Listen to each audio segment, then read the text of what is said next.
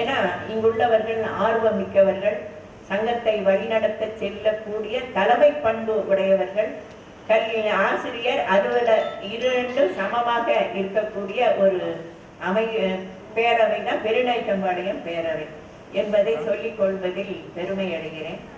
20/12/25 அன்று ஓய்வூதியர் தின விழா பாலகிருஷ்ண கல்யாண மண்டபத்தில் சிறப்பாக நடைபெற்றது. காலை 10 மணி முதல் மதியம் 1:30 மணி வரை பி. கிருஷ்ணன் அண்ணா மேனாள் மாநில பொதுச் செயலாளர் கலந்து கொண்டு சிறப்புரை ஆற்றினார்கள். திரு எல். நாகராஜன் பொருளாளர், கோவை திருமதி சுசிலா செயலாளர், மாநில செயற்குழு உறுப்பினர் ஆகியோர் கலந்து கொண்டு சொற்பொழிவு ஆற்றி விழாவை சிறப்பித்தார்கள். 23/12/25 புதன்கிழமை அன்று கருப்பு பட்டை அணிந்து நடத்தப்பட்ட போராட்டத்தில் நமது கிளை உறுப்பினர்களும் நிர்வாகிகளும் திரளாக கலந்து கொண்டார்கள். மாவட்ட ஆட்சியர் அலுவலகத்தில் 4 to 5 மணி அந்த நேரத்தில் தான் இந்த இது நடைபெற்றது. திரு பலராமன் தலைவர் கோவை மாவட்டம் தலைமையுரை ஆற்றினார்கள். அவர்களுடன் தங்கள் சேவை செய்து வரும் மாவட்ட துணைத் தலைவர்கள், துணை செயலாளர்கள் மற்றும் கோவை மாவட்ட செயலாளர் திரு சிங்காரவேலு, பொருளாளர் திரு எல். நாகராஜன் ஆகியோர் கலந்து கொண்டு விழா நிகழ்ச்சிகளை வெற்றி பெற செய்தார்கள். விழா தலைமை ஏற்று பேராசிரியர் திருமதி பத்மாவதி அப்புராஜ் அவர்கள் தலைமையுரை ஆற்றினார்கள். திருமதி சாந்தி சொக்கலிங்கம் தலைமை ஆசிரியர் ஓய்வு விழா முன்னிலை வகித்து துவக்க உரையாற்றினார்கள். சிறப்பு பேச்சாளர்களாக திருமதி வீரலட்சுமி ரங்கசாமி ஆசிரியர், திருமதி சாந்தாதேவி ரங்கராஜன் ஆகியோர் அன்றைய நிலையில் மகளிர் வாழ்க்கையை பற்றியும் தன்னலமற்ற தியாக உணர்வையும் அவர்கள் உலக நன்மைக்காக ஆற்றும் சிறப்பான பணிகளை பற்றியும் எடுத்துரைத்தார்கள். விழா இனிதே விருந்துடன் முடிந்தது. அவர்கள் பணி எல்லோரும் பாராட்டப்பட்டது. அதாவது உலக மகளிர் தினம் மிகவும் சிறப்பாக கொண்டாடப்பட்டது. மாவட்ட பேரவை கோவையில் 17/6/25 அன்று நடைபெற்றது. நமது கிளையின் சார்பாக 25 பேர் கலந்து கொண்டார்கள். 23/5/25 நடைபெற்ற ஓய்வூதியர் பாதுகாப்பு திட்டத்தில் நமது கிளையின் சார்பாக நிறைய பேர் கலந்து கொண்டார்கள். இந்த ஆண்டு புதிய உறுப்பினர்களாக பல பேர் சேர்ந்துள்ளார்கள். அவர்கள் திருமதி ஆர். பத்மாவதி ஆசிரியர் ஓய்வு, திருமதி நிர்மலா சுந்தரராஜன் பொறியாளர்,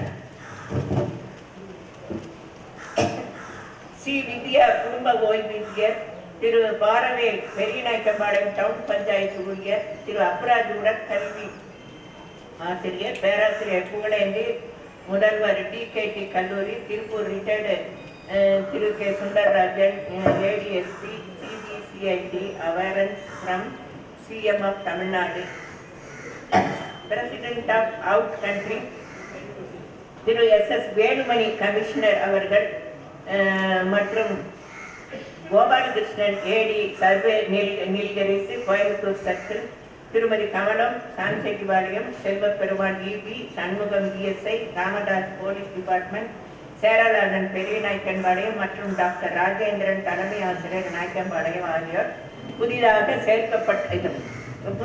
சேர்க்கப்பட்ட உறுப்பினர்கள் ஆவார்கள். இன்றைய காலகட்டத்தில் பயங்கரவாதமும் தீவிரவாதம் தலை தூக்கியுள்ளது. இஸ்ரேல் நாட்டில் அக்டோபர் 7 அன்று நடந்த பயங்கரவாத தாக்குதலில் சொல்லணும்னா துயரத்துடன் மன வருத்தத்தையும் தந்தது. ஆனால் பெரும் போர் மூண்டது. இதனால் இதன் விளைவாக எண்ணற்ற உயிர்கள் மாய்ந்தன, கணக்கில் அடங்கா உயிர்கள் சரிந்தன, நாடே சின்னாபின்னமாயின. அதனைத் தொடர்ந்து காஷ்மீரில் பள்ளத்தாக்கில் பல்காம் பகுதியில் நடந்த சுற்றுலா பயணிகள் 26 பேரை மதத்தின் பெயரிலே ஆண்களை மட்டும் குறிவைத்து சுட்டுக் கொண்டார்கள். அதன் விளைவு நான் எல்லாம் அறிந்தேன். ஆபரேஷன் செந்தூர் என்ற நடவடிக்கையின் மூலமாக தீவிரவாத முகாம்களை அழித்ததோடு அநேக தீவிரவாதிகள் கொல்லப்பட்டார்கள். அமைதி ஒன்றே வழி என்ற பதிலுக்கு நாம் மாற்றம் தரும் மாற்று கருத்துடன் இருக்க முடியாது. மனித குலத்தை காக்க கலைக்க அமைதி என்ற திறவுகோல் தான் ஒற்றுமை, யூனிட்டி இன் டைவர்சிட்டி என்பதே நமது தாரக மந்திரம். ஒற்றுமை என்பதே நமது தாரக மந்திரம். அமைதியை நிலைநாட்ட எப்பொழுதும் ஒன்று சேர்வோம். அதன்படி நமது உரிமைகளை பாதுகாப்போம். நாம் எதிர்காலத்தை கொண்டு செல்வோம், போராடுவோம் என்பது இந்த இவ்வாண்டு அறிக்கையினுடைய சாராம்சமாகும். கடைசி ஒரு வகுப்பறையில் ஆசிரியர் பாடம் நடத்திட்டு இருக்கிறாரு. மாணவர்கள் அமைதியா கேட்டுட்டு இருக்காங்க. ஆசிரியர் சொல்றாரு, போதாமல் ஒரு நாளும் இருக்க வேண்டாம், ஒருவரையும் கொள்ளாமல் சொல்ல வேண்டாம் அப்படின்னு சொல்லி வேண்டாம் வேண்டாம் வேண்டாம்னு ஆசிரியர் சொல்லி கொடுக்கிறாரு. அந்த மாணவர்கள் ஒரு மாணவர் கேட்டீங்க, ஏன் சார் வேண்டாம் வேண்டாம் நீங்க வேணும் வேணும்னு பாருங்க அப்படின்னு சொல்லி சொன்னாங்கன்னா, அப்படிப்பட்ட கேட்ட அந்த அப்படிப்பட்ட கேள்வி கேட்ட அந்த மாணவர் தான் பிற்காலத்தில் ஒரு பெரிய சன்மார்க்க வழியை கண்டுபிடித்து மக்களை இருளிலிருந்து வெளிச்சத்துக்கு கொண்டு வந்த வடலூர் வள்ளலார். அவர் பெரியவராகி பாடுகிறார்,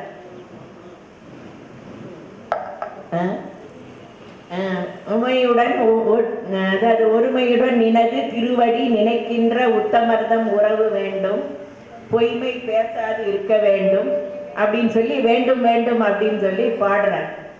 அந்த வள்ளலாரின் வழி தோன்றலாகிய நாம் போராட வேண்டும், வெற்றி பெற வேண்டும், வேலிடிட்டி ஆக்ஷனிலிருந்து நாம் வெற்றி பெற வேண்டும், பழைய ஓய்வூதியத்தை கொண்டு வர வேண்டும், அனைவரும் நல்ல ஆரோக்கியத்துடன் இருக்க வேண்டும், வாழ வேண்டும் என்று எல்லாம் வல்ல இறைவனை வேண்டி விரும்பி நீல ஆயுள் நிறை செல்வம் உயர் புகழ் மெய்ஞானம் பெற்று அனைவரும் வாழ வேண்டும் இருக்க வேண்டும் என்று கூறி இந்த அருமையான வாய்ப்பு கொடுத்த உங்கள் அத்தனை நல்ல உள்ளங்களுக்கும் மீண்டும் ஒரு முறை செயலாளர் மூலமாகவும் நான் துணை செயலாளர் என்ற மூலமாகவும் உங்களுக்கு நன்றியை கூறி விடைபெறுகிறேன்.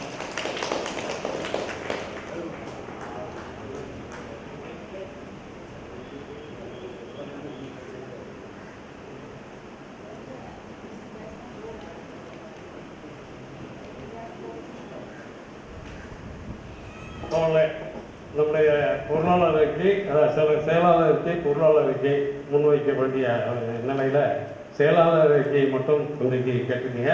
ஏற்கனவே தலைவர் குறிப்பிட்டது போல பொருளாளர் அறிக்கை பொருளாளருடைய கடந்த ஒரு மாதமாக உடல்நிலை சரியில்லாததும் அதே போல செயலாளரோடு இணைந்து அந்த செய்தி செய்ய வேண்டியிருக்கிறதுனால அது இந்த பொருளாளர் அறிக்கை முன்பாக வைக்க இயலவில்லை. அடுத்த கூட்டத்தில் முழுமையாக வைத்துக் கொள்ளலாம் என்று உங்களுடைய ஒப்புதலை கேட்டுக்கொள்கிறேன். அதேபோல் செயலாளர் அறிக்கை மீது குறிப்பாக உங்களுடைய கருத்துரைகள் எதாவது இருப்பதால் குறிப்பாக ஒன்று 2 பேர் அந்த பிரச்சனை அறிக்கையின் மீது மட்டும் விவாதத்தை பங்கேற்க வேண்டும். கூடுதலாக இன்றைக்கு நம்முடைய இந்த பேரணியை வாழ்த்துவதற்கும் பார்ப்பதற்கும் வருகை இருந்திருக்கின்ற நம்முடைய பெருநாயக்கம்பாளையத்தினுடைய துணை கண்காணிப்பாளர் திரு புனுசாமி அவர்களையும் திரு செங்குட்டன் அவர்களையும் அதேபோல திரு ஆர் ராஜகோபாலன் உடற்கல்வி இயக்குநர் அவர்களையும் நம்முடைய கிளையின் சார்பாக வருக என்று வரவேற்கிறோம். கூடுதலாக துணை கண்காணிப்பாளருக்கு ஒரு வேண்டுகோள், எங்களுடைய பிரச்சனைகள் என்ன என்பதெல்லாம் வெறும் ஓய்வூதியம் மட்டுமல்ல, இந்த சமுதாயத்தை காக்க வேண்டும் என்ற அடிப்படையோடு இருக்கக்கூடிய நிலையில நாங்கள் இந்த இயக்கத்தை நடத்தி கொண்டிருக்கிறோம். அப்போ உங்களுக்கு இருக்கக்கூடிய பல்வேறு நேர சமயத்தில் உங்களை அதிகமாக நாங்கள் காக்க வைக்க இல்லாமல் இந்த பிரச்சனைகளுடைய அடிப்படை ஆழம் எது என்பதை விளக்குவதற்காக எங்களுடைய மேலாள் பொதுச் செயலாளர் ஓய்வூதிய பாதுகாப்பு என்ற தலைப்பிலே உரையாற்ற இருக்கிறார்கள். அவர்களை உங்கள் முன்பாக ஓய்வூதிய பாதுகாப்பு மற்றும் நம்முடைய பிரச்சனைகள் குறித்து நம்முடைய மேலாள் பொதுச் செயலாளர் பி கிருஷ்ணன் அவர்களை உரையாற்றுமாறு உங்கள் சார்பாக கேட்கிறேன்.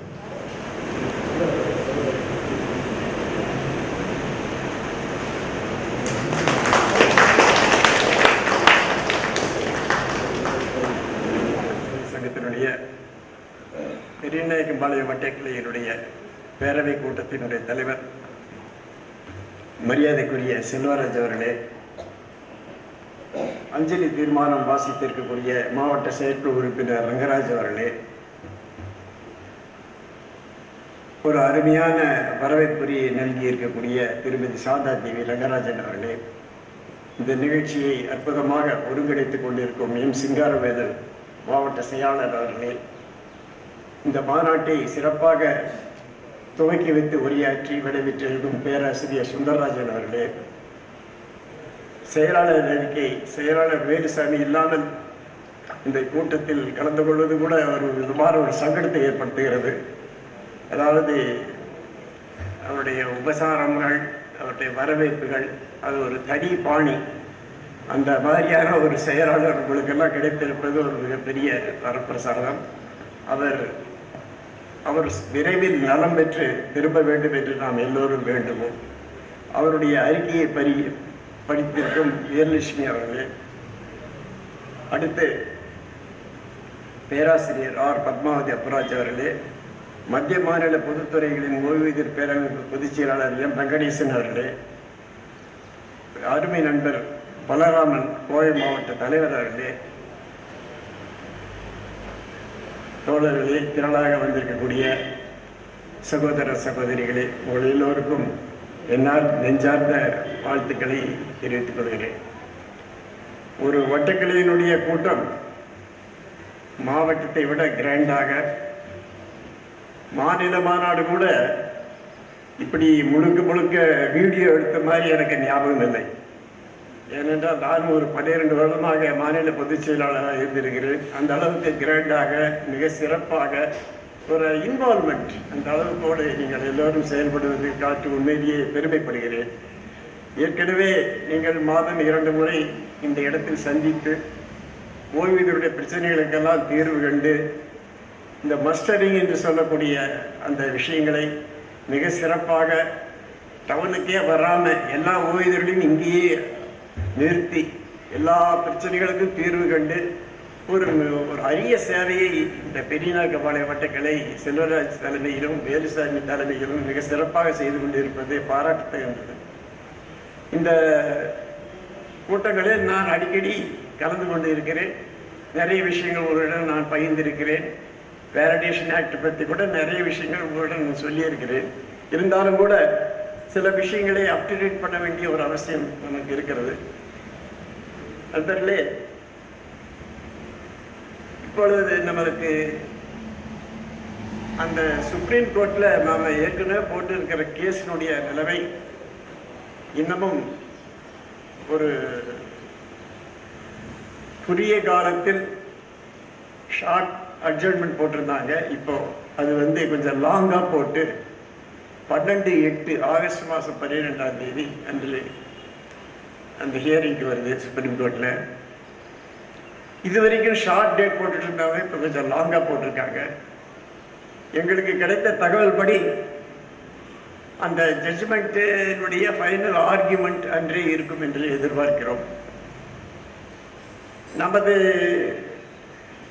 34 அமைப்புகள் சார்பில், national coordination committee of pensioners association சார்பில், NCPA சார்பில் நாம் கபில் சிபல் அவர்களை ஃபைனல் ஆர்கியூமெண்ட்டுக்கு அழைத்திருக்கிறோம்.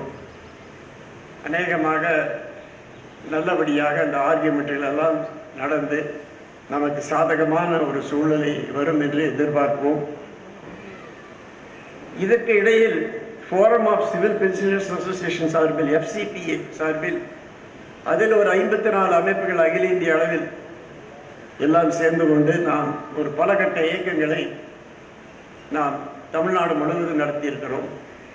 கோவை கலெக்டரை பார்த்து மெமராண்டம் கொடுப்பது, கவர்னரை பார்த்து மெமராண்டம் கொடுப்பது, அது தவிர எம்பிஸ், கோவை எம்பிஸ், ஊட்டி எம்பி, பொள்ளாச்சி, திருப்பூர், ஈரோடு போன்ற மெம்பர் ஆஃப் பார்லிமெண்ட் எல்லாரையும் பார்த்து நம்முடைய பிரச்சனைகளுக்கெல்லாம் நீங்கள் பார்லிமெண்ட்டில் குரல் எழுப்ப வேண்டும் என்று கேட்டிருக்கிறோம்.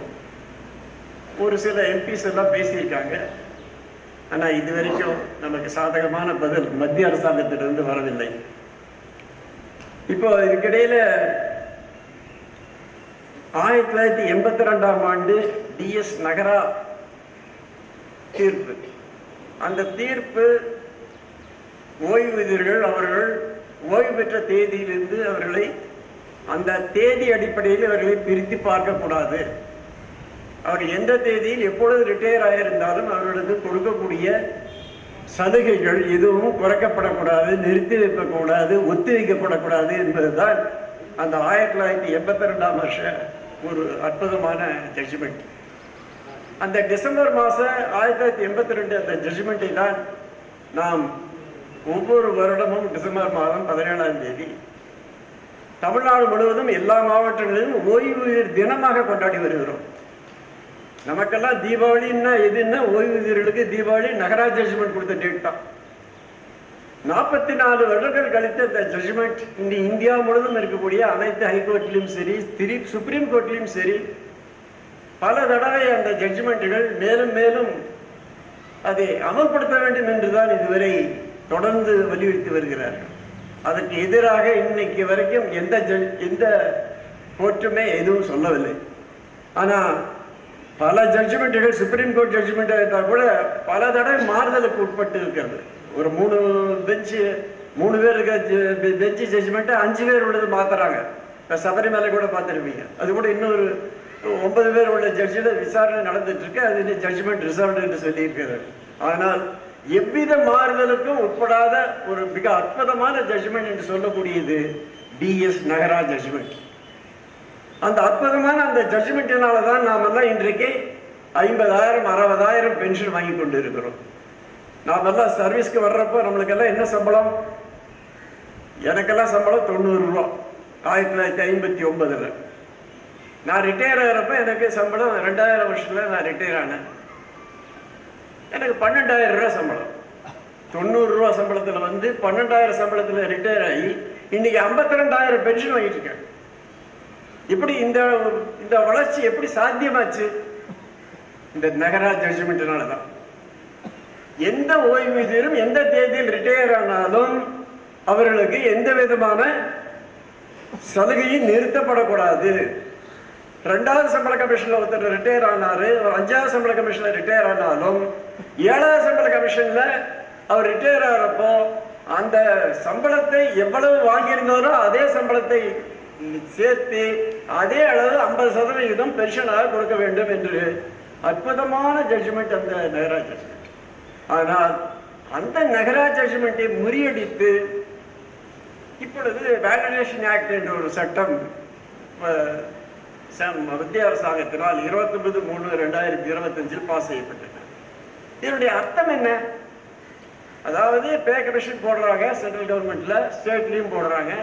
அந்த பே கமிஷன் சில பரிந்துரையை கொடுக்குறாங்க. அந்த பரிந்துரை பேரில் அரசாங்கம் ஒரு ஜியோ பாஸ் பண்ணுது. அந்த ஜியோவை ஆட்டோமேட்டிக்காக நம்ம வாங்கிடுறோம். கிடைக்காதவங்க திருப்பியும் கோர்ட்டுக்கு போகிறோம், ஜட்ஜ்மெண்ட் போடுறோம், வாங்குகிறோம். ஆக இது எப்படின்னா சென்ட்ரல் கவர்மெண்ட் பக்கமே போகாம நம்மளுக்குள்ளேயே இப்படியே பே கமிஷன் சொல்லி எல்லாமே இதுக்குள்ளேயே இதாகி நாம ஒரு சம்பளத்தை வாங்கி கொள்ளுகிறோம். மத்திய அரசாங்கத்தினுடைய ரோல் இதில் எதுவுமே இல்லை என்பதனால்தான் மத்திய அரசாங்கம் என்ன சொல்லுதுன்னா, இதுவரை இனிமேல் நாம் விட்டு வைத்திருக்கிற மாதிரி இந்த அரசு ஊழியர்களுடைய சம்பளத்தை ஏற்றுவது பண்ணுவது என்பதை பற்றி இதை கோர்ட்டோடு விட்டுவிடக்கூடாது, உச்ச நீதிமன்றத்தோடு விட்டுவிடக்கூடாது, ஹைகோர்ட்டோடு இருக்கக்கூடாது, பே கமிஷனோடையும் விட்டுவிடக்கூடாது. நாம பவர் எடுத்துக்கணும் அப்படின்னு சொல்லி சென்ட்ரல் கவர்மெண்ட் வந்து இதை பவர் எடுத்துட்டாங்க. அதுதான் வேலிடேஷன் ஆக்ட். வேலிடேஷன்னா என்ன? செல்லுபடியாக்கல்ங்கிறது தமிழ்ல சொல்லுவாங்க. அந்த செல்லுபடியாக்கல்ல என்ன? எதை செல்லுபடியாக்குது, எதை செல்லுபடியாக செய்யறது, இதுதான். அதனால என்னன்னா 7வது சம்பள கமிஷன் வரைக்கும் நாம எல்லா பே கமிஷனையும் சந்திச்சோம். நமக்கு என்ன வேணுங்கிறது சொன்னோம். உங்க கோரிக்கை என்னன்னு அவங்களும் பொறுமையா நம்மளை கூப்பிட்டு கேட்டாங்க. நாம எல்லாம் சொன்னோம், கொடுத்தாங்க. 7வது சம்பள கமிஷன் நம்மளுடைய பெனிஃபிட் எல்லாம் கிடைச்சது. ஆனா இப்ப 8வது சம்பள கமிஷன்ல ஜனவரி 2025 அப்பாயின்மெண்ட் பண்ணியிருக்காங்க. அது 8வது சம்பள கமிஷன் முதல்ல பார்லிமெண்ட்ல என்ன சொல்லிட்டாங்க, உங்களுக்கு இனிமே சம்பள கமிஷனே கிடையாதுட்டாங்க. உங்களுக்கு தெரியும் நினைக்கிறேன், சம்பள கமிஷனே இனிமே கிடையாதுட்டாங்க. அப்புறம் அகில இந்திய அளவில் அரசு ஊழியர் மத்தியில் ஏற்பட்ட ஒரு கொந்தளிப்பினால ஜனவரி 2025 அந்த நேரத்தில் டெல்லியில எலெக்ஷன் வேற, புதுடெல்லியில அந்த ஸ்டேட்டை பிடிக்கணுங்கிறதுக்காக என்ன பண்ணாங்கன்னா அரசு ஊழியர்களுக்கு ஒரு 8வது சம்பள கமிஷன் பே கமிஷனை போட்டு ஒரு ஆர்டர் பண்ணாங்க. அந்த பே கமிஷன் தான் 8வது சம்பள கமிஷன். ஆனா 8வது சம்பள கமிஷனை போட்டாங்களே ஒழிய அதனுடைய உறுப்பினர்கள் யாரு, அவருடைய டேர்ம்ஸ் ஆஃப் ரெஃபரன்ஸ் என்ன, அது என்ன செய்யணும், அது எதை பற்றி பரிந்துரை சொல்லணுங்கிறத பத்தி எதுவுமே சொல்லல. அது என்ன பண்றாங்க, அதுக்கப்புறம் 8-9 மாசம் கழிச்சு நவம்பர் 2025 ஒரு குழு ஒன்று அமைக்கிறாங்க. அந்த குழு அமைச்சு அதில் டேர்ம்ஸ் ஆஃப் ரெஃபரன்ஸ் சொல்லி போடுறாங்க. அதில் தான் டேர்ம்ஸ் ஆஃப் ரெஃபரன்ஸ் போடுறாங்க. அதில் ஒரு 6-7 ஐட்டம் போடுறாங்க. அது நமக்கு பென்ஷனுக்கு சம்மந்தம் இல்லாதது எல்லாமே. ஆனால் அதில் ஒரே ஒரு ஐட்டத்தை மட்டும் அந்த கமிஷனை கேட்டு சொல்றாங்க. என்னன்னா, அன்ஃபண்டட் நான் கான்ட்ரிபியூட்டரி திட்ட செலவை ஆய்வு செய்து கொடுங்கள். அதாவது நாமெல்லாம் ரிட்டையர் ஆனோம், நாம ரிட்டையர் ஆகிற வரைக்கும் பென்ஷனுக்காக நம்ம சம்பளத்தை எதையும் பிடிக்கல. அவங்க கவர்மெண்ட் ரிட்டையர் ஆன அப்புறமும் நம்ம கிட்ட கான்ட்ரிபியூஷன் எதுவும் பிடிக்கல. சம்பளம் எப்படி ரொட்டீனா வாங்கிட்டு இருந்தோமோ அதே மாதிரி ரிட்டையர் ஆன அப்புறம் 50% பென்ஷன் டிஏவோட சேர்த்து வாங்கிட்டே இருக்கும். இது அன்ஃபண்டட் நான் கான்ட்ரிபியூட்டரி ஸ்கீம்னு கவர்மெண்ட்ல சொல்றாங்க. அதாவது அரசாங்கத்துக்கு முழுக்க முழுக்க செலவு வைக்கக்கூடிய ஒரு ஸ்கீம். இதுல அந்த ஓய்வூதியருடைய பங்கு என்பது எதுவுமே இல்லை.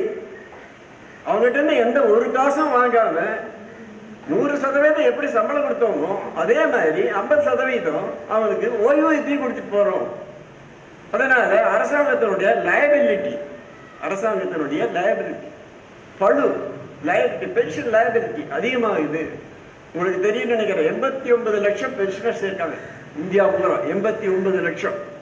சென்ட்ரல் கவர்மெண்ட்ல 45 லட்சம் அரசு ஊழியர் சென்ட்ரல் கவர்மெண்ட்ல இருக்காங்க. அது இல்லாம ஸ்டேட்ல வேற கோடிக்கணக்காக இருக்காங்க அரசு ஊழியர்கள் சர்வீஸ்ல.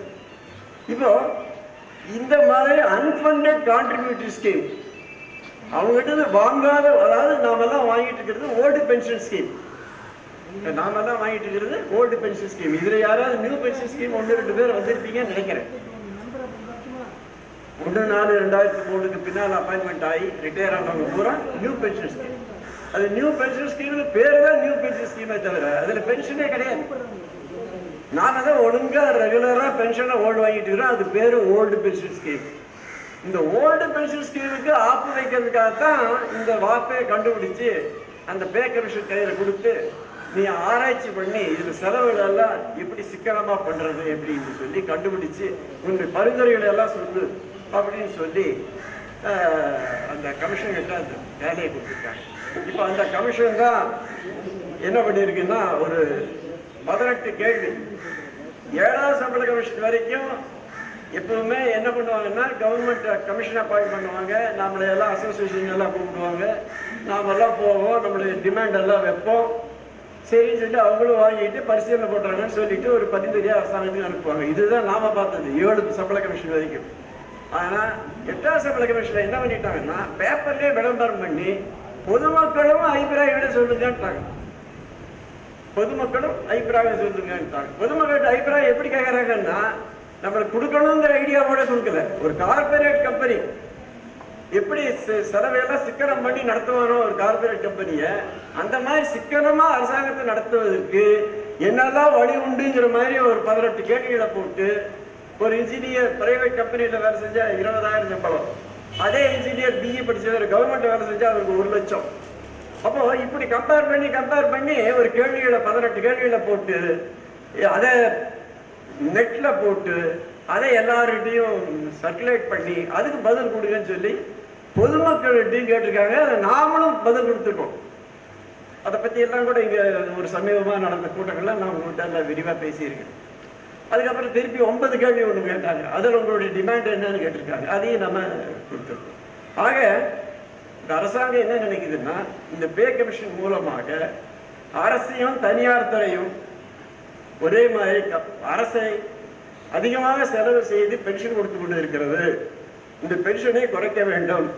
குறைப்பதற்கான காரணம் என்ன? இந்த பென்ஷன் கொடுப்பதனாலதான் பணவீக்க அதிகம், நிதி பற்றாக்குறை அரசாங்கத்துக்கு ஏற்படுதுன்னு அரசாங்கம் கருதுது. இது யார் சொல்றதுன்னா வேர்ல்டு பேங்க் அண்ட் IMF. ஏன்னா நம்முடைய சென்ட்ரல் கவர்மெண்ட்டே 258 லட்சம் கோடி கடன், 258 லட்சம் கோடி கடன் சென்ட்ரல் கவர்மெண்ட் எங்க வாங்கியிருக்கு? IMF வேர்ல்டு பேங்க்லயும் கடன் வாங்கியிருக்கு. அவங்ககிட்ட கடன் வாங்குறப்ப அவன் கண்டிஷன் போடுறான், நீ வேண்டாத செலவுகளெல்லாம் குறைக்கணும். வேண்டாத செலவுன்னு அவன் சொல்றது எது? IMF வேர்ல்டு பேங்க்கும். முதல்ல கண்ணில் படுறது அவனுக்கு இந்த வயசானவங்க 60 வயசுக்கு மேல 70, 80, 90, 95, 100 100 வரைக்கும் ஆனா நம்மளுக்கு முழு சம்பளமே வந்துடுது பென்ஷன். 20 வருஷம் சர்வீஸ் ஆனவர் அந்த அம்மா 80 வயசு வரைக்கும் ஃபேமிலி பென்ஷன் வாங்குது. இதெல்லாம் வந்து அரசாங்கத்துக்கு கண்ணை உறுத்துது. எல்லா அரசாங்கத்துக்கும் கண்ணை உறுத்துது. இது ஒரு அரசாங்கம் சொல்லிச்சு, இது ஒயிட் எலிஃபென்ட் சொன்னார் ஒரு ஃபைனான்ஸ் மினிஸ்டர். பென்ஷன் என்பது ஒரு ஒயிட் எலிஃபென்ட், யானை கட்டி கீழி ஓடுற மாதிரி. அதனால செலவை குறைக்கணும். இதனாலதான் பணவீக்கம் அதிகமாகுது, நிதி பற்றாக்குறை அதிகமாகுது. அப்புறம் அது மட்டும் இல்லை, அதனாலதான் இந்த பே கமிஷன்ல அரசையும் தனியார் துறையும் கம்பேர் பண்ணி கம்பேர் பண்ணி இன்ஜினியருக்கு சம்பளம் குறை, டாக்டருக்கு சம்பளம் குறை, இவருக்கு சம்பளம் குறை, அதுக்கு சம்பளம். அப்புறம் நிரந்தர பணியாளர், தற்காலிக பணியாளர், எல்லாமே நிரந்தர பணியாளராக இருக்க வேண்டிய அவசியம் இல்லை. சிலதெல்லாம் தற்காலிக பணியாளராக வச்சுக்கோம். Uniform scale, sector wise scale fix பண்ணு. எல்லாருக்கும் ஒரே மாதிரி ஸ்கேல் எல்லாம் வேண்டாம். டிஏ ஒருத்தருக்கு ஒரு மாதிரி கொடு, இன்னொருத்தருக்கு இன்னொரு மாதிரி கொடு. யூனிஃபார்ம் ஸ்கேல் வைக்க வேண்டாம். யூனிஃபார்ம் வேண்டாம், செக்டார் வைஸ் ஸ்கேலை குறை அப்படின்னு அரசாங்கம் இந்த முழுக்க இந்த 8வது சம்பள கமிஷன்ல அவங்க கொடுத்துக்கிற கொஸ்டினேயர் பார்த்தீங்கன்னா தலை சுத்துது நம்மளுக்கு. அதுக்கு பதில் எழுதி ஏதாவது வாட்ஸ்அப்பில் அனுப்புனா பரவாயில்ல, இமெயிலில் அனுப்புனா பரவாயில்ல, அதெல்லாம் ஒன்றும் கூட இல்லை. அதை ஒரு போர்ட்டலில் போட்டு தனியாக அனுப்பு அப்படின்னு சொல்லி இப்போ அந்த சிட்டிங் வேற 8வது சம்பள கமிஷன் டெல்லியில் உட்காந்துட்டாங்க, அகமதாபாத்தில் உட்காந்து வந்து பேசிட்டு வந்துட்டாங்க. இப்போ திருப்பியும் ஹைதராபாத் போக போகிறாங்க. நாம் சென்னைக்கு வருவாங்கன்னு எதிர்பார்த்துட்டு இருக்கிறோம், கேட்டுருக்கிறோம். வந்தால் அவங்ககிட்ட போய் பார்த்து நம்ம திருப்பியும் நம்முடைய மெமரண்டுகள் எதை கொடுத்து நம்ம கேட்க போகிறோம். இப்போ இந்த அவங்க கிட்ட கேட்கறதுல இப்ப நாம என்ன கேட்கலாம்னு நினைச்சிட்டு இருக்கிறோம்னா, நம்மளோட அக்ராய்டு ஃபார்முலா சொல்லி ஒரு குடும்பம், கணவன் மனைவி 2 குழந்தைகள், அவன் ஒரு குடும்பத்துல நடத்தணும்னா அவனுக்கு எவ்வளவு குறைந்தபட்சம் ஊதியம் எவ்வளவு வேணும், அதை ஒரு 3 யூனிட்டா கன்ஃபார்ம் பண்ணி எடுத்துக்கீங்க. அதன்படியில தான் இப்போ சென்ட்ரல் கவர்மெண்ட்ல குறைந்தபட்ச ஊதியம்ங்கிறது 18,000. அடிப்படை சம்பளம் குறைந்தபட்சம் 18,000. இப்ப நாம இன்னைக்கு இருக்கிற விலைவாசி, பணவீக்கம் போன்ற பல்வேறு காரணங்களால அதனுடைய எல்லாம் ஏறி போனதுனால இப்போ நாம 69,000 ரூபாய் சம்பள உயர்வு கேட்கலாம். 69,000 ரூபாய் சம்பளம். என்னன்னா 3 யூனிட்டுங்கிறது கணவன் மனைவி குழந்தைகள். அப்பா அம்மாவை என்ன பண்றது? பென்ஷன் வராத அப்பா அம்மா எல்லாம் இருப்பாங்க இல்லையா, அவங்களை எல்லாம் காப்பாற்ற வேண்டியது அரசு ஊழியருடைய கடமை இல்லையா? ஓய்வு பெற்றா விட்டு அவங்க துரத்தி விட முடியுமா? நான் ரிட்டையர் ஆகிட்டேன், நீ விட்டு வெளியே போக சொல்ல முடியுமா? அவங்களையும் காப்பாற்றுறது இருக்காங்க.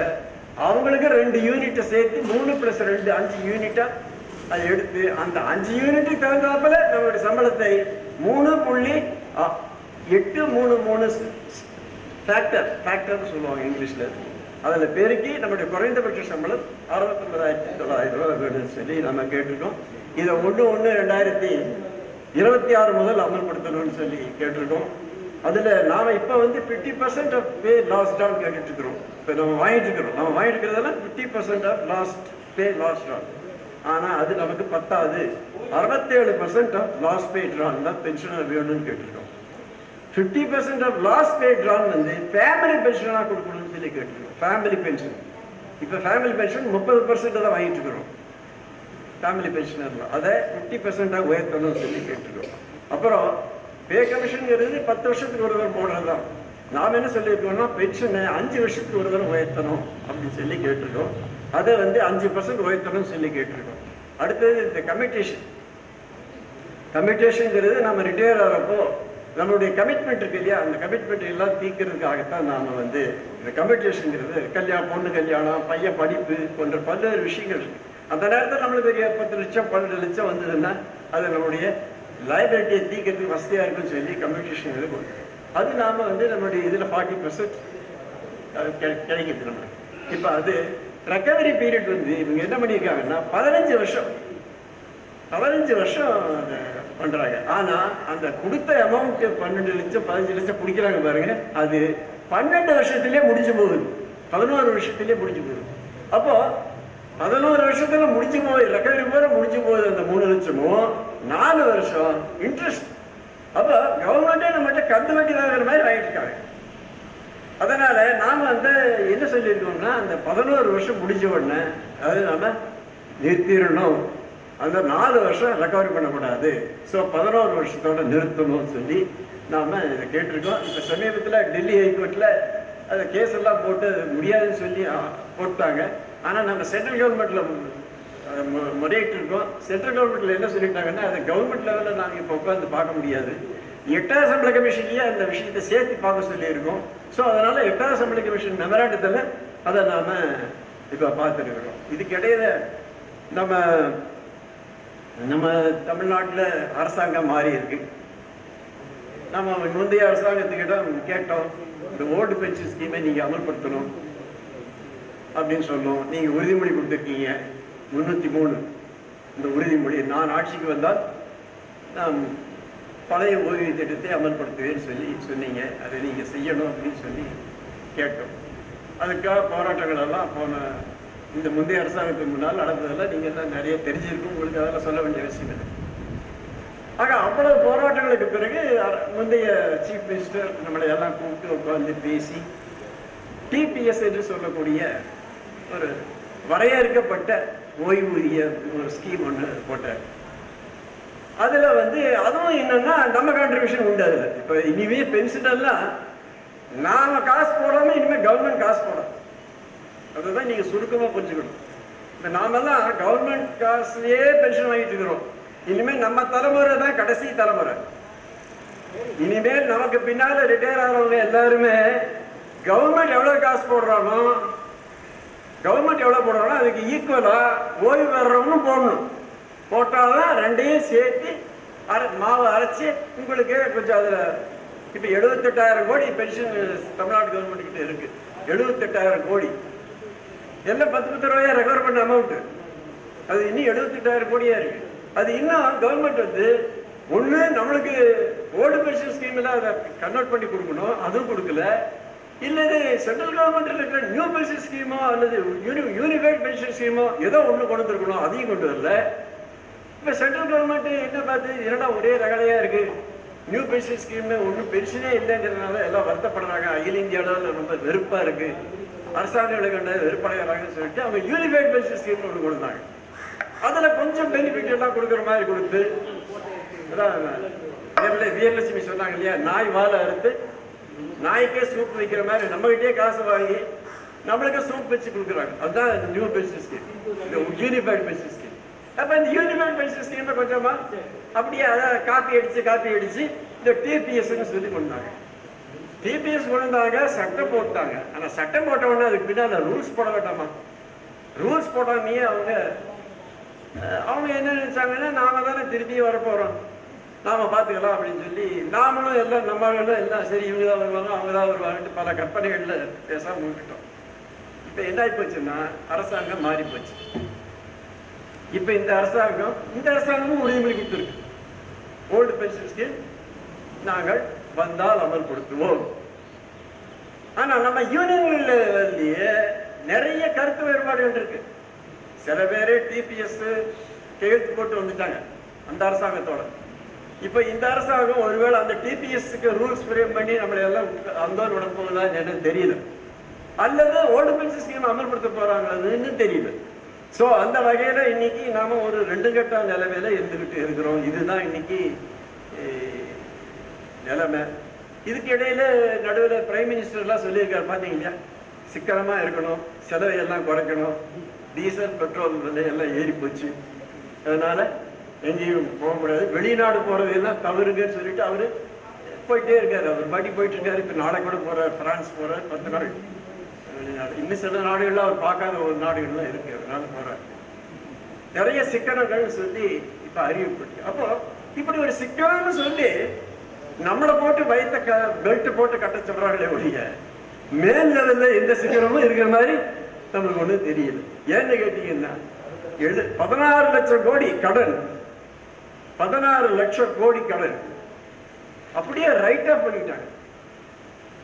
நாம கொடுக்குற இந்த லேடிஸ்களுக்கு ஒரு 1000 ரூபாய் கொடுக்குறோம், அதை போய் வெல்ஃபேர் ஸ்கீம் இதுல நிறைய செலவாகுது, இதனால அரசாங்கத்துக்கு கஜானா காலி ஆகுது, பெண்களுக்கு 1000 ரூபாய் மாசம் கொடுக்கறதுனால கஜானா காலி ஆகுது அப்படின்னு சொல்லி நம்ம பென்ஷனையும் சேர்த்தி இப்படி பலவிதமான சொல்லி கட்டு ஒரு விரிவான கட்டுரை வந்திருக்கு. அதுல என்ன சொல்றாங்கன்னா, கார்பரேட்டுகளுக்கு நீங்க கொடுக்குற அந்த தள்ளுபடி, கடன் தள்ளுபடி இருக்கு இல்லையா, 16 லட்சம் கோடி கடன் தள்ளுபடி. தள்ளுபடின்னு என்னன்னு தெரியுமில்ல, நீ கட்ட வேண்டாம். இன்னைக்கு கூட அம்பானி 4500 கோடி ஒரு பேங்க் ஏமாத்திட்டார் அம்பானி. இன்னும் அவரை அரெஸ்டே பண்ணல, இன்னும் அவர் பேர்ல கேஸ் வாய்தா போட்டுக்கிட்டே தான் இருக்கிறாங்க. ஆக இப்படி ஒரு பெரிய 16 லட்சம் கோடி கடன் தள்ளுபடியான விஷயத்தை கொண்டு வந்து நம்ம வாழ்வாதாரத்துக்காக வாங்கி கொண்டு இருக்கிற பென்ஷனோடு இணைக்கிறாங்க. ஆக இந்த சிக்கரத்துக்கும் நமக்கும் இந்த மாதிரியான தொடர்புறுத்தி பண்ணிட்டு இருக்கிறாங்க. இப்ப பாருங்க, பல ஹைகோர்ட் ஜட்ஜ்மெண்ட்டுகள் எதுவுமே அமல்படுத்தல. இப்போ சமீபத்தில் 80 வயசு முடிஞ்சாதான் நம்மளுக்கெல்லாம் இந்த 20% 80 வயசு முடியணும். ஆனா 80 வயசு முடிஞ்சு ஆரம்பிச்சாலே கொடுக்கணும் அப்படின்னு அஸ்ஸாம் கவர்மெண்ட்ல கவுஹாத்தி ஹைகோர்ட் ஜட்ஜ்மெண்ட் சொல்லியிருக்கு 2018. புரியுதுங்களா? 80 முடிஞ்சு 80 துவங்கினாலே இந்த 20% இன்க்ரீஸ் கொடுக்கணும். ஆனால் கவுஹாத்தி ஜட்ஜ்மெண்ட்டுக்கு எகென்ஸ்டா கவர்மெண்ட் சுப்ரீம் கோர்ட்டுக்கு போய் சுப்ரீம் கோர்ட்ல 2019ஆம் ஆண்டுல இல்ல, அதை கண்டிப்பா கொடுத்துதான் ஆகணும். அவன் சொல்றது கரெக்ட். 79 முடிஞ்சாலே அவங்களுக்கு அந்த 20% எது கொடுக்கணும். இப்ப எவ்வளவு வசதியா இருக்கும் நம்மளுக்கெல்லாம். 80 வயசு துவக்கத்திலேயே இந்த பென்ஷன் இன்க்ரீஸ் 20% கொடுத்தா, 85 வயசுல 20%, அதுக்கப்புறம் 10% இல்லையா? அந்த ஜட்ஜ்மெண்ட் வந்தும் கூட ஒரு சுப்ரீம் கோர்ட் ஜட்ஜ்மெண்ட் இந்தியா பூரா இருக்கிற எல்லா மாநிலங்களுக்கும் பொருந்தக்கூடிய சுப்ரீம் கோர்ட் ஜட்ஜ்மெண்ட்டை இன்னைக்கு வரைக்கும் எந்த அரசாங்கமும் அமல்படுத்தணும். இந்தியாவில் இருக்கிற அத்தனை அரசாங்கங்களும் அமல்படுத்தணும். ஆக அப்புறம் அது மட்டும் இல்லை, கிரேட் பேன்னு சொல்லி சென்ட்ரல் கவர்மெண்ட்ல எல்லாரும் கிரேட் பேன்னு சொல்லி 1/1/2006க்கு முன்னால ஒரு சம்பளம், 1/1/2006க்கு முன்னால சென்ட்ரல் கவர்மெண்ட்ல கொடுத்துட்டான். நாம சென்ட்ரல் கவர்மெண்ட் மத்திய அரசு ஊழியர்களுக்கு இணையான ஊதியம் சொல்லி 88ல ஒரு போராட்டம் நடத்தி நாம எல்லாம் வாங்கி 2 பேரும் சமனாயிட்டோம். அதுக்கப்புறம் கிரேடு பே வந்த உடனே அவன் மேல போயிட்டான். Central government pension central government தான். ஆனா அவன் மேல போனாலும் அவனை வச்சு கம்பேர் பண்ணா அது ஒரு அவங்களுக்கு கொடுத்துட்டான். ஆனா நமக்கு கொடுக்க மாட்டேன்ட்டாங்க. நம்ம கொடுத்தா கேட்டா நாம கேஸ் போட்டோம். நம்ம சங்கம் தான் கேஸ் போட்டுது. நம்ம சங்கம் கேஸ் போட்டாங்க. என்ன சொல்றாங்கன்னா, சென்ட்ரல் கவர்மெண்ட் கொடுத்தா ஸ்டேட் கவர்மெண்ட் அப்படியே கொடுக்கணும்னு எங்கேயும் கிடையாது. சென்ட்ரல் கவர்மெண்ட் வருமானம் வேற, ஸ்டேட் கவர்மெண்ட் வருமானம் வேற. அவனுக்கு இன்கம் டாக்ஸ் வருது, எக்ஸைஸ் டியூட்டி வருது, இது வருது, அது வருது. ஆனா ஸ்டேட்டுக்கு அப்படி கிடையாது. ஏன்னா இப்ப ஜிஎஸ்டி வந்ததுக்கு அப்புறம் ஸ்டேட் கவர்மெண்ட் வருமானமே போச்சு. அதனால 2 பேருடைய வருமானத்தையும் கம்பேர் பண்ண முடியாது. அது வேற இது வேற. அதனால நீ அதை கேட்க முடியாது. யாரு? நம்ம மெட்ராஸ் ஹைகோர்ட் ஜட்ஜி சொல்றாரு, ஜஸ்டிஸ் எஸ்.எம். சுப்பிரமணியம். அவர் இப்பதான் ஜட்ஜ் ஆனார். அவர் வக்கீல இருக்கிறப்ப நாம எல்லாம் அவர்கிட்ட கொண்டே கேஸை கொடுத்து நாம ஃபீஸ் கொடுத்து அவரை ஜட்ஜ் ஆக்கிட்டோம். இப்ப அவர் ஜட்ஜ் ஆனதுக்கு அப்புறம் நம்மளுக்கு எகென்ஸ்டாவே உட்காந்து ஜட்ஜ்மெண்ட் கொடுத்துட்டு இருக்காங்க. அவர் என்னங்கிறாரு தெரியுங்களா? இப்போ ஒரு ஸ்டேட் கவர்மெண்ட் நினைச்சால் can modify the pension. நல்லா கேளுங்க. can modify the pension, can alter the pension, can reduce the pension. Is judgment. Madras High Court judgment. Enhance the judgment. Courts cannot shut its eyes.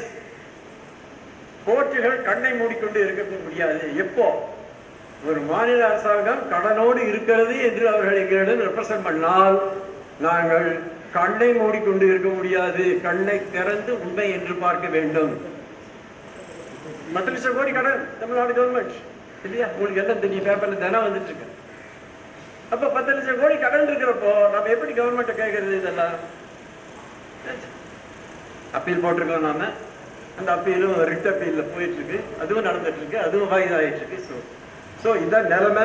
இப்போ இத்தனை விஷயங்கள்ல இப்போ insurance அது ஒரு அண்டாடி அநியாயம் பண்றாங்க. நம்ம இன்சூரன்ஸ் கேஷ்லெஸ் ஸ்கீம் பேரு ஏன் இந்த பேரு சரியா புரியுது? விசனைக்கு ஏதாவது வேற ஏதாவது ஒரு பேர் வச்சிருக்கலாம். காசில்லா செலவு திட்டம் அப்படின்னு சொல்லிட்டு ஹாஸ்பிட்டல்ல காசை கொடுங்கிறான். இப்பதான் மதுரை ஜட்ஜ்மெண்ட் கொண்டு மதுரையில் ஹைகோர்ட்ல ஒரு நல்ல ஜட்ஜ்மெண்ட் கொடுத்துருக்காங்க. அவர் என்ன சொல்றாருன்னா, ஒரு ஆள் அவங்ககிட்ட 497 ரூபா பிடிக்கிறீங்க, பிடிச்சாச்சுன்னா அந்த பணம் கொடுக்க வேண்டியது அந்த இன்சூரன்ஸ் கம்பெனியுடைய வேலை தானே, கடமை தானே, அது எப்படி மறுக்க முடியும்னு கேட்டால் இதுக்கு 1000 காரணம். கவர்மெண்ட் ஒரு காரணம் சொல்றான், இன்சூரன்ஸ் கம்பெனி ஒரு காரணம் சொல்றான், ஒவ்வொருத்தரும் ஒவ்வொரு காரணம் சொல்லி தப்பிச்சுட்டே போயிட்டு இருக்கிறாங்க. ஆனால் கடைசியில் பாதிக்கப்படுறது யாருன்னு கேட்டால் ஓய்வூதியர்கள்.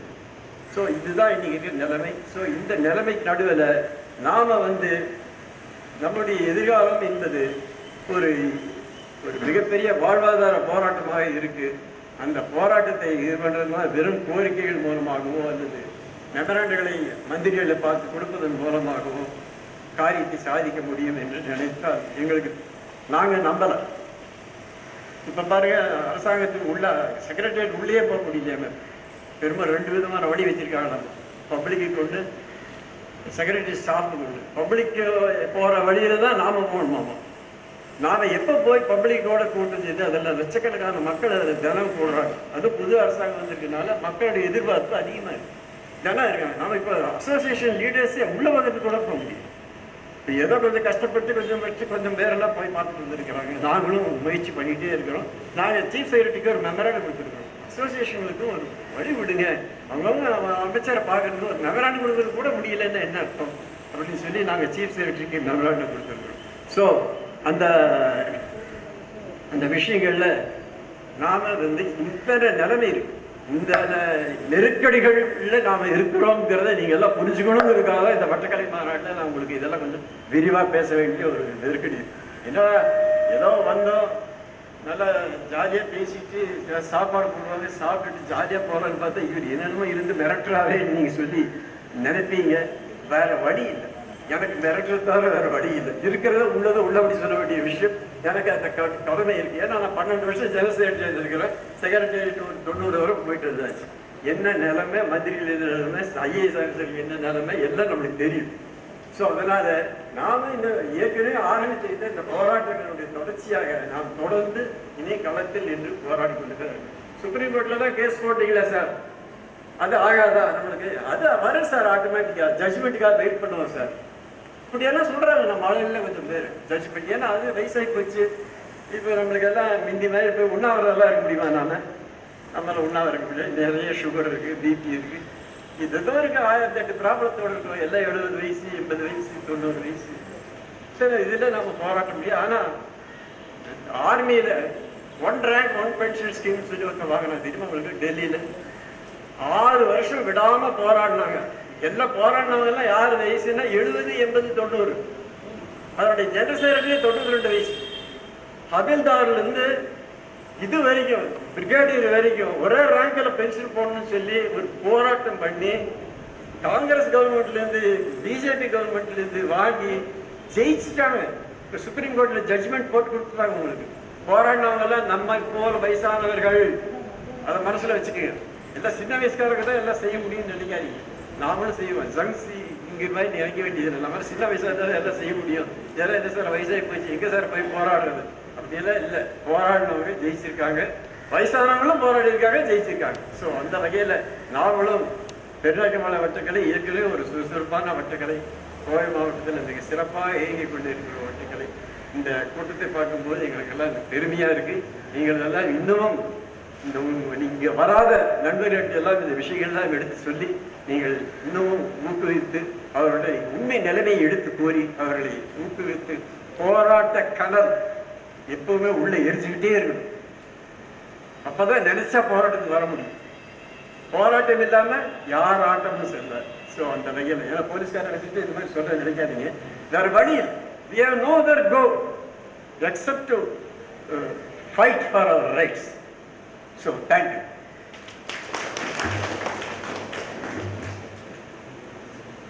ஒன்று 2026 முதல் மத்திய மாநில அரசுகள் நிறைவேற்றக்கூடிய நடைமுறைப்படுத்த வேண்டிய ஓய்வூதியம் குறித்த பல்வேறு விஷயங்களை நம்ம முன்னதாக நமக்கு தெரிவித்திருக்கிறார்கள் நம்முடைய மேனாள் பொதுச் செயலாளர்.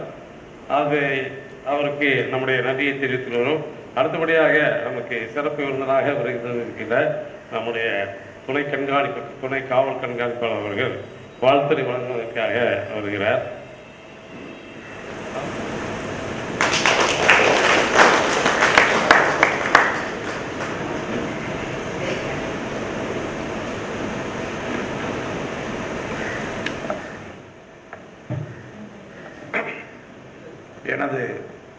தொண்டை அடிக்கிடுச்சு.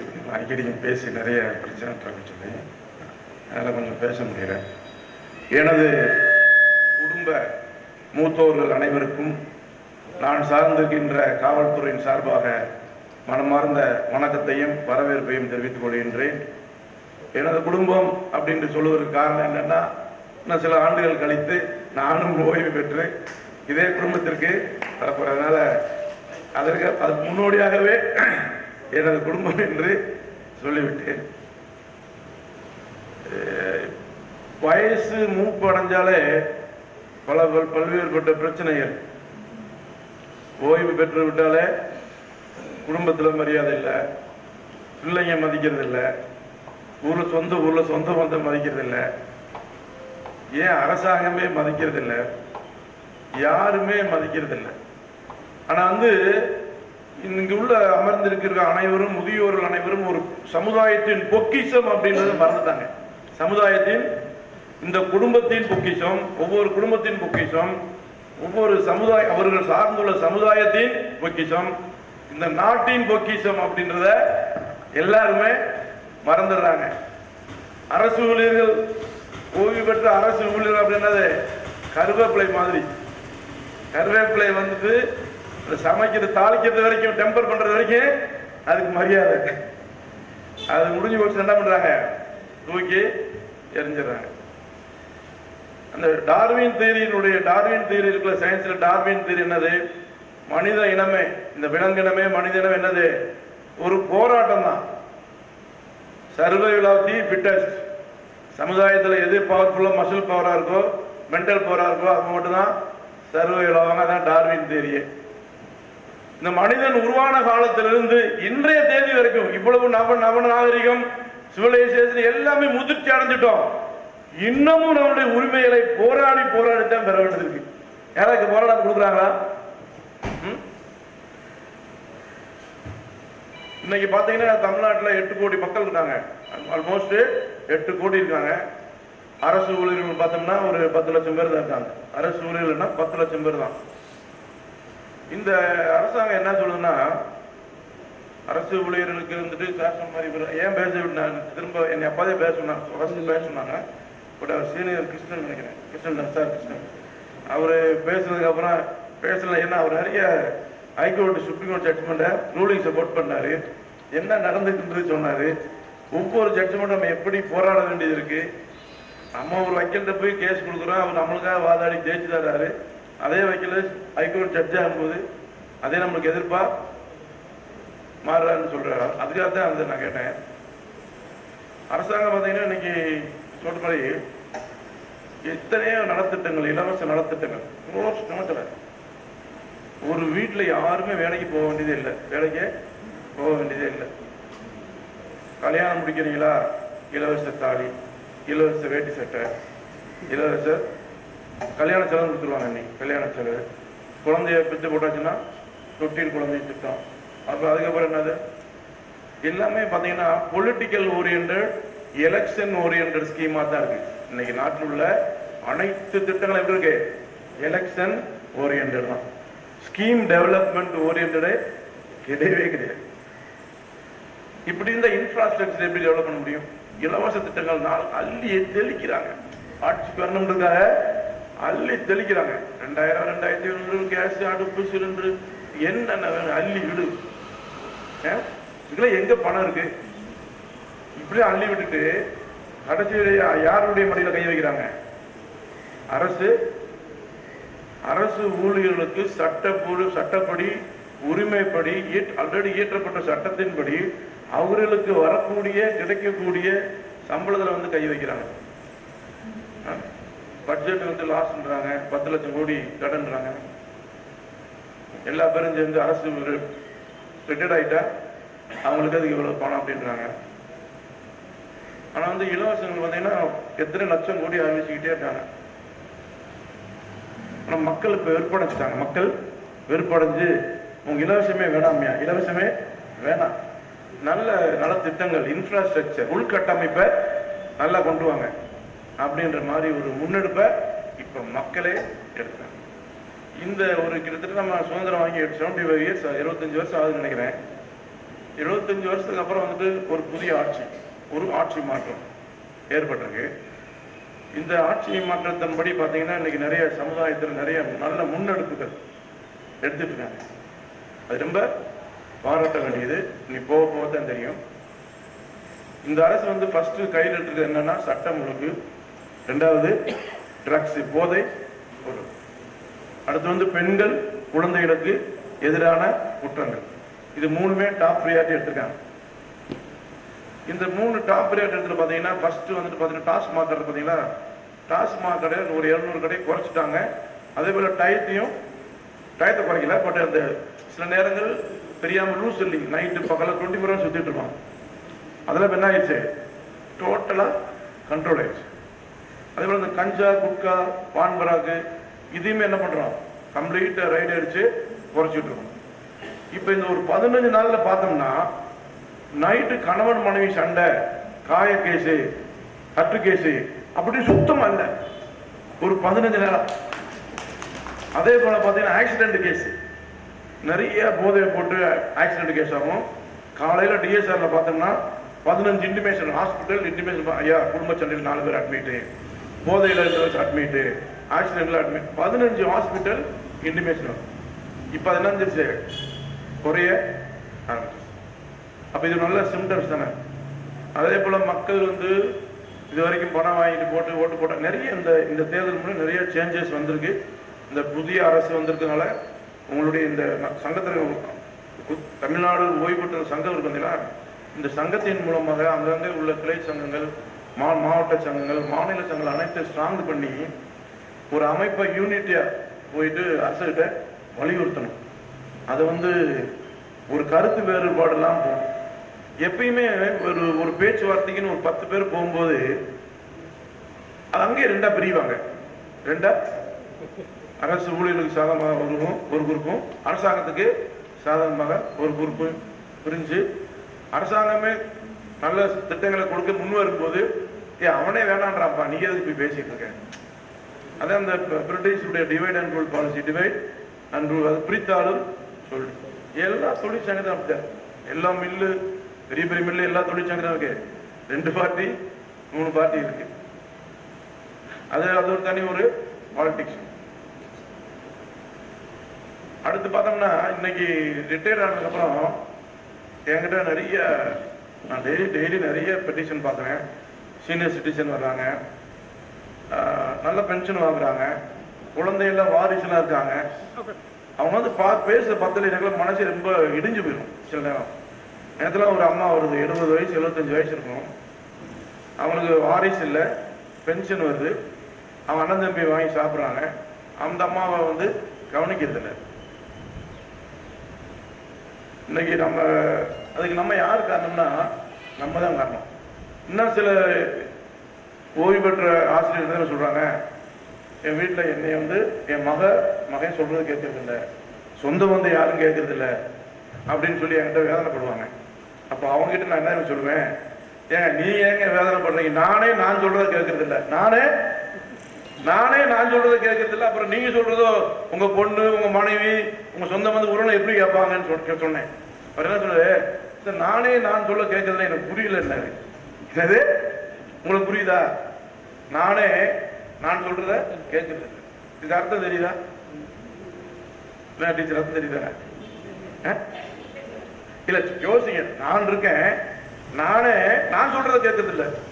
அப்படி இருக்கும்போது அடுத்தாள் நான் சொல்றது அடுத்தாள் எப்படி கேட்பான், நான் சொல்றது நானே கேட்கணுன்ற போது அடுத்தாள் என் பிள்ளை எப்படி கேட்க, என் கொண்டாடி சொந்தம் வந்து எப்படி கேட்பான். அதை நினைச்சு நம்ம மனசு குறைப்படக்கூடாதுன்னு சொல்ல வரேன். நான் ஓய்வு பெற்றேன், வீட்டில் இருக்கேன், என் மகன் எனக்கு மரியாதை தரதில்லை, என் பேரம்பேத்தி தரதில்லை அப்படின்னு நிறைய பேர் மனப்புழக்கத்தில் இருக்காங்க. அவங்ககிட்ட நான் சொல்றது என்ன தெரியுமா, நான் சொல்றதை கேட்கறது இல்லை. அப்படி அதுக்கு என்னன்னு கேட்கும்போது என்னன்னா, என்னுடைய உடம்புல மொத்தம் 3 பாடி இருக்கு. என்னுடைய உடம்புல மொத்தம் 3 பாடி இருக்கு.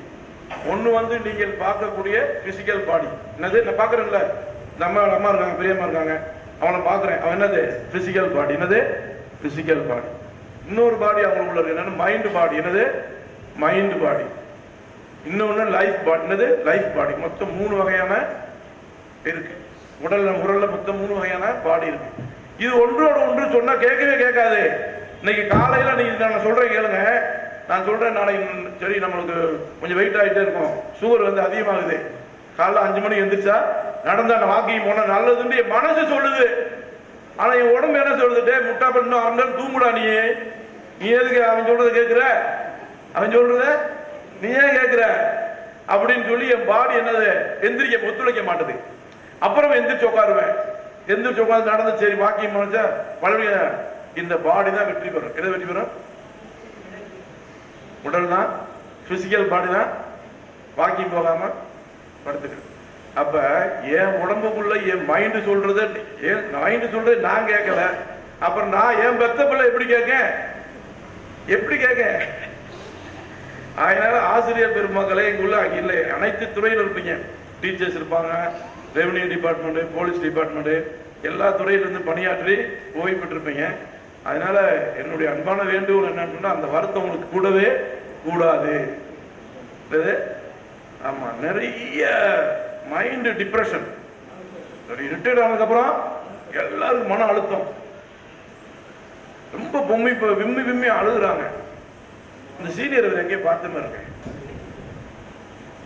அமிர்தலிங்கம்மா நீங்க இல்ல, அமிர்தலிங்கம்மா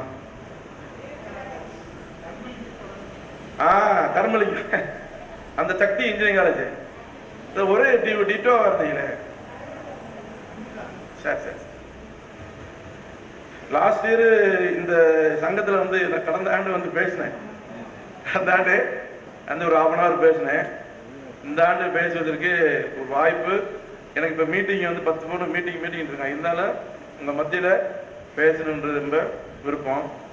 அதனால் வந்து நீங்கள் யாரும் வந்து வருத்தப்படக்கூடாது. உங்களுடைய மனசை வந்து என்ன பண்ணிடணும், எல்லாத்துக்கும் காரணம் all because of our mind தான். Each and every thing decided by our mind. நம்ம மைண்டை சரி பண்ணிக்கிட்டோமாக்க ஒன்றும் பிரச்சனை இல்லை. ஒரு குடும்பத்தில் சாவு வருது, இழப்பு வருது, அது அழுது புலம்பி ரொம்ப தூரத்துக்கு போனாலும் யாருக்கு பாதிப்பு? நீங்கள் ரிட்டையர்ட் ஆகிட்டீங்க, அடுத்து நான் ரிட்டையர்ட் ஆக போகிறேன். வேர்ல்டு என்பது உலகம் ஒரு சுழற்சி தானே, ஒரு சுழற்சி. அதனால் வந்து உங்கள் மனதை வந்துட்டு எல்லாம் சரியாக வச்சுக்கணும். ஒன்று என்ன அடுத்த ஒரு அட்வைஸ் என்னன்னு சொன்னால், இந்த ரிட்டையர்டு காலத்தில் வந்து பார்த்தீங்கன்னா நமக்குள்ள உயிர் வந்திருக்கல, நமக்குள்ள உயிர் இருக்குல்ல, இந்த உயிர் வந்து இயற்கையாலோ கடவுளாலோ கொடுக்கப்பட்ட உயிர். இந்த உயிர் எங்கள் அப்பா அம்மாவோ யாருமே கொடுக்கல, இயற்கையாலோ கடவுளாவோ படைக்கப்பட்ட உயிர். அந்த எனக்குள்ள உயிர் வந்து அதே இயற்கையாலோ அதே கடவுளாலோ இந்த உடம்புலேருந்து எடுக்கிறது வரைக்கும் அதை பாதுகாக்கக்கூடிய வாட்ச்மேன் தான் நான். யாரு எனக்குள்ள உயிருக்கு வாட்ச்மேன்? யாரு? ஆமா. அப்போ நான் எனக்குள்ள உயிர் இருக்கு, உயிருக்கு நான் சொந்தக்காரன் நானா, ஓனரா? இப்போ இந்த செல்ஃபோன் எனக்கு செல்ஃபோன் இந்த பேனா இருக்கு, இந்த பேனா ஓனர் யாரு? நான் தான். இந்த பேனா உடைக்கலாமா? உடைக்கலாமா? உடைக்கலாமா? ஏன் உடைக்கூடாது? என் பொருள், என் பொருளை ஆக்குவேன், உடைப்பேன், என்ன வேணாலும் செய்வேன். சரி, என்னுடைய ஏதாவது ரீசனிங் என்னன்னா, என் பொருளை உடைப்பேன், விற்பேன், என்ன வேணாலும் செய்வேன். சரியா? அதான் சட்டம். பட் எனக்குள்ள உயிர் இருக்குல்ல, அந்த எனக்குள்ள உயிர் யாருக்கு சொந்தம்? யாருக்கு சொந்தம்? இறைவனுக்கோ இயற்கைக்கே சொந்தம். இப்போ வந்து நான் சொல்றேன், இந்த வாழ்க்கை எனக்கு பிடிக்கல, பணக்கார மாரி வாழ முடியல, நான் சாக போறேன், சூசைட் பண்ண போறேன் அப்படின்னு சொல்லி சூசைட் பண்ணா சட்டம் என்னை அனுமதிக்குமா? அனுமதிக்குமா? சூசைட் பண்றாங்க, சூசைட் பண்ண போறாங்க. அப்புறம் என்ன செய்யணும்? தடுத்து என்ன பண்றோம்? கேஸ் போடுறோம். ஏன் கேஸ் போடுறோம்? அந்த உயிர் அவனுக்கு சொந்தம் இல்லை. அந்த உயிர் வந்து அரசாங்கத்துக்கு சொந்தம், இந்த கவர்மெண்ட்டுக்கு சொந்தம், இறைவனுக்கு சொந்தம், இயற்கைக்கு சொந்தம். அதனால நமக்குள்ள உள்ள உயிர் வந்து நம்ம தான் வந்து பாதுகாக்கணும். அதை வந்து வேற யாருமே வந்து இன்னைக்கு நிறைய பார்த்தீங்கன்னா வயசான காலத்தில் நிறைய பேர் என்ன பண்றாங்க, அதாவது ஒவ்வொரு ஜாதகம் சொல்லுவாங்க. நான் ஒரு ஜாதகம் பார்க்க போனேன், அந்த ஜாதகர் சொன்னாரு, சார் உங்களுக்கு 92 வரைக்கும் ஆயுள் இருக்குன்னாரு. எத்தனை வயசு? 92 வயசுனாரு. ஏன் அவ்வளோ வரைக்கும்? 92 வயசுக்கு என்ன சொன்னேன்? அது சொல்றாரு, அந்த 92 வரைக்கும் நீங்க உயிரோட இருக்கிறதும் இல்லாததும் உங்க கையில தான் இருக்கு. யார் கையில இருக்கு? உங்க கையில தான் இருக்கு. நீங்க மது குடிச்சிட்டு வண்டி ஓட்டி போய் விழுந்தா அது ஜாதகம் வேலை செய்யுமா? அதே போல வந்துட்டு அதாவது அடிக்கடி மது குடிக்கிறது, கஞ்சா குடிக்கிறது, இந்த மாதிரி உடலுக்கு தீங்கான செயல்களை நான் செஞ்சேன், என்ன செய்வேன்? வேகமா செத்து போயிடுவேன். அப்படித்தானே? அப்ப எனக்குள்ள நான் வந்து அந்த லைஃப், அந்த ஜாதக பிரகாரம் இயற்கையா வந்து 90 வயசு வரைக்கும் வாழணும்னா அது யாரு கையில் இருக்கு? என் கையில தான் இருக்கு. ஒரு மனிதன் நல்லவனா வந்து கெட்டவனா யார் கையில் இருக்கு? நிறைய உங்களுடைய ஃபேமிலியில பாத்தீங்கன்னா சில குழந்தைகள் நல்லா இருக்கும், சில குழந்தைகள் நல்லா இருக்காது. இந்த பெற்றோர் நல்ல குழந்தைய நினைச்சு சந்தோஷப்படுறதா, இல்ல கெட்டு போன குழந்தைய நினைச்சு வருத்தப்படுறதா அப்படின்னு ஒரு இக்கட்டான சூழ்நிலை உணர்வாங்க. நிறைய நான் பார்த்ததுல நிறைய பெட்டிஷன் என்கிட்ட வர்றதுல எல்லா பென்ஷனர்ஸ் என்ன பண்றாங்க, அந்த பென்ஷனை கூட லோன் போட்டு கொடுத்துறாங்க பிள்ளைங்களுக்கு. அந்த பென்ஷன்ல கூட பென்ஷன்ல லோன் போட்டுட்டு அவன் தண்ணி அடிச்சிட்டு இருக்கான், கார் ஓட்டிட்டு இருக்கான். இவங்க வந்து நல்லது கெட்டது பார்க்காம, ஒரு நல்ல ட்ரெஸ் போடாம, நல்லது ஒன்று சாப்பிடாம, எல்லாமே வந்துட்டு சாகந்தோண்டிக்கு பிறந்ததுல இருந்து உழைச்சு பென்ஷன் ரிட்டையர்ட் ஆகி அரசாங்கம் கூட பென்ஷன் தருதுன்னா அதுலயும் அரசாங்கம் முழுமையா கொடுக்க மாட்டாங்க. அப்படி கொடுத்தாலும் அந்த பெற்றோர் என்ன பண்றாங்க, பிள்ளை மேல உள்ள ஆசை பாசத்தினால பிள்ளைகளுக்கு பென்ஷனை லோன் போட்டு கொடுத்துறாங்க. கடன் லோன் போட்டு கொடுத்துட்டு அவன் கையில கெஞ்சி கூத்தாடிட்டு இருக்காங்க.